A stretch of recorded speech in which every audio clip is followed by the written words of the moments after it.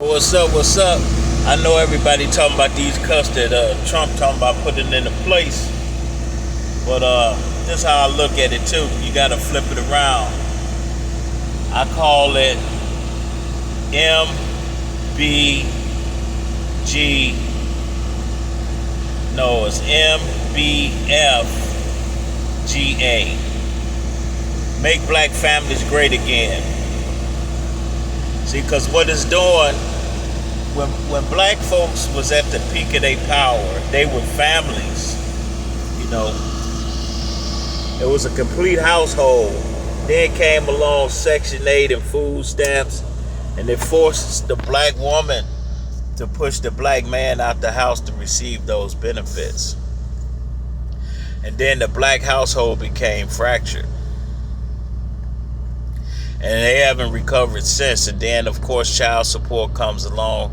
So now, if you tamper with Section 8 and EBT and food stamps, you know, the like, it's going to force that black man to step up to the plate. He ain't going to be able to go out there and have all these illicit kids, you know, 3-4 baby mamas and all that. He's going to have to settle in and focus on one household. And that one household is going to become a family, whether they like it or not, in order to survive. And so what he's doing is making black families great again by government force and intervention. So now, black men, you ain't going to be having all these kids all over with all these different women. You're going to have to pick one woman to have your seed with, and then you're gonna have to move into the house and you're gonna have to settle your butt down. It ain't gonna be no more of this street life pimping, because now your child is gonna be exposed. Child support is just gonna get real ugly for you. So the government is forcing us to unite and be as one family like we was in the 30s and 40s.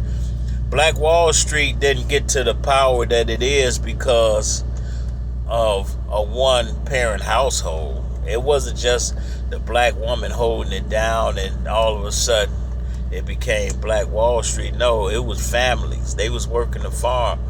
That's like Hispanic families. You know, you people used to look at them crazy when you see 2 or 3 families under one roof. But look what it did for them. Look at the power that they accumulated. And how was they able to move so fast because they was united as one. Nowadays, the black family is like this, when you should be like the Hispanic family and like this. You can do more damage with it like this than you can like that. That pimp hand and all that, man, that's over with. And it's not just black families, white families too.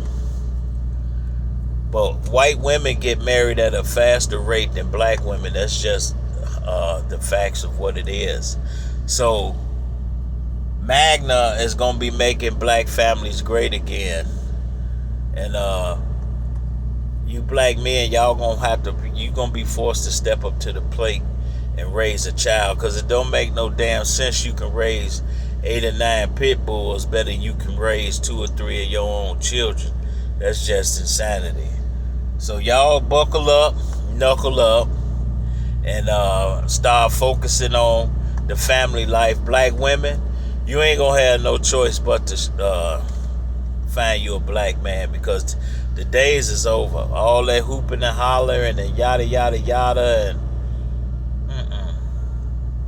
you ain't gonna be able to survive with 2 or 3 kids, and you have zero help from the government, and you don't have a man or a husband.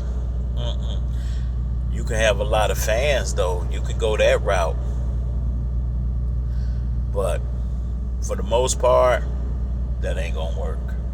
So get yourself together, get right with the Lord, however it is, and you and your baby daddy, y'all sit down and stop having baby daddies. Pick you a father for them kids. That's all I got to say on the matter. You know, anti-food stamps, all that good stuff. Section 8 out of there. Let's get it together.